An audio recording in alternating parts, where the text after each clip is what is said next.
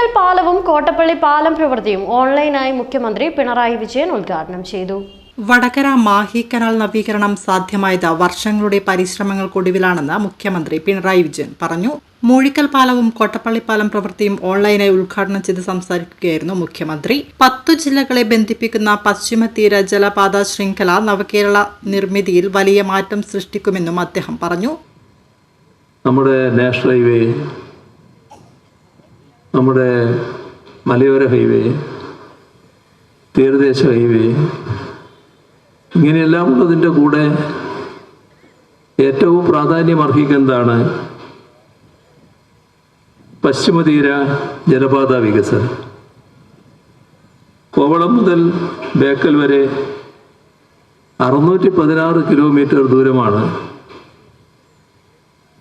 ഈ ജലപാതക്കുണ്ടാവുക.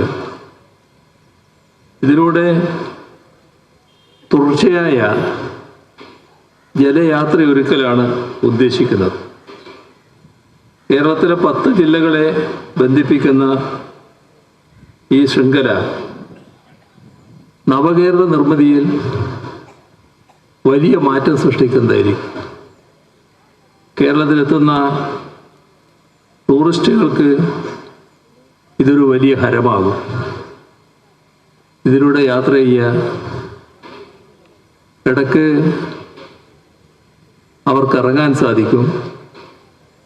ആ ഇറങ്ങുന്ന സ്ഥലത്ത് നല്ലതുപോലെയുള്ള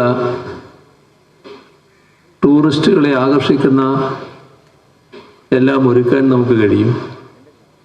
കാഴ്ചകൾ മാത്രമല്ല, നമ്മുടെ നാടൻ വിഭവങ്ങൾ, അപ്പോൾ അതെല്ലാം ആസ്വദിച്ച് ജലപാതയിലൂടെയുള്ള യാത്രയും എല്ലാം കൂടി വരുമ്പോൾ.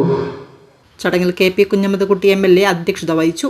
തിരുവള്ളൂർ ഗ്രാമപഞ്ചായത്ത് president LV Ramakrishnan, Thodannur block panchayat president TK Ashraf, Maniyur panchayat president K Dinsha, ജില്ലാ panchayat member KK Dineshan, Thodannur block panchayat മെമ്പർമാരായ OP ചന്ദ്രൻ, തിരുവള്ളൂർ ഗ്രാമപഞ്ചായത്ത് മെമ്പർ അത്തീന, മണിയൂർ ഗ്രാമപഞ്ചായത്ത് member OP Prameela, inland navigation division executive engineer L Asha Begum, ജലഗതാഗത ഉപവിഭാഗം assistant executive engineer IV Susheel തുടങ്ങിയവർ പങ്കെടുത്തു.